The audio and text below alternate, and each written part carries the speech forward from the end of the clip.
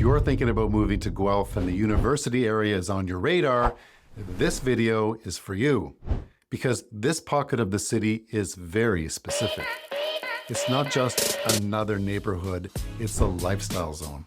And depending on who you are, it can either be perfect or completely wrong for you. So make sure you watch all the way through because near the end, I'm going to explain exactly who should avoid this area, and that surprises people. And if this is your first time here, my name is Andrew, and I help people just like you relocate to Guelph, Ontario every single week. Whether you're coming from Toronto, Kitchener, Waterloo, or somewhere else in Ontario, I break down the neighborhoods so that you can make smart decisions, not emotional ones. Now let's talk about the university area. So where are we talking about? When people say the university area, they're usually referring to the neighborhoods surrounding the University of Guelph. Areas like the Old University, College Avenue, Courtright East and Courtright West, and parts near Stone Road. Oftentimes they even go as far south as Edinburgh, or if you're Scottish, Edinburgh. This area blends student residence, detached family homes, townhomes, rental properties, and even executive homes. And here's something important. Student houses are mixed in with family homes. They're not separated. Now, there are pockets that are more heavily weighted towards students, and certainly streets feel very student dense. Others feel like established family streets with maybe one or two rental properties tucked in. Two streets can feel completely different. Microlocation matters here more than any other place in the city. So why is this area so active? Well, the University of Guelph is a major research university. It attracts international students, graduate programs, veterinary medicine, engineering, and even agricultural. It's the full education experience. That creates consistent rental demand, international energy, predictable turnover, and long-term stability. Guelph also skews younger and more educated than the national average, and the university plays a major role in that. Education is one of the most documented relocation drivers to Guelph. This particular area fuels that demand. So what's coming in the way of new developments as it relates to students? Well, developers see the demand. There are currently at least 3 new purpose-built student housing projects scheduled to break ground in the next few years. And that's significant. Purpose-built housing helps absorb student demand so that not every detached home becomes a rental property. It also signals long-term confidence in the city, in particular this pocket. So are parents buying for students? Yes, and this is something that a lot of people don't even talk about. Parents of university students often purchase homes here. Instead of paying rent for 4 years, they buy a property. Their son or daughter lives there, and the other bedrooms get rented out to other students. And in most cases, that offsets a significant portion of the housing cost. Now, there are city bylaws to comply with. The number of bedrooms can be limited based on the zoning and building code. There are occupancy standards.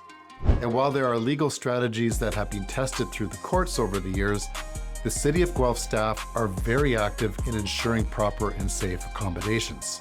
There are no special student rental licenses required in Guelph. But that doesn't mean that it's a free-for-all.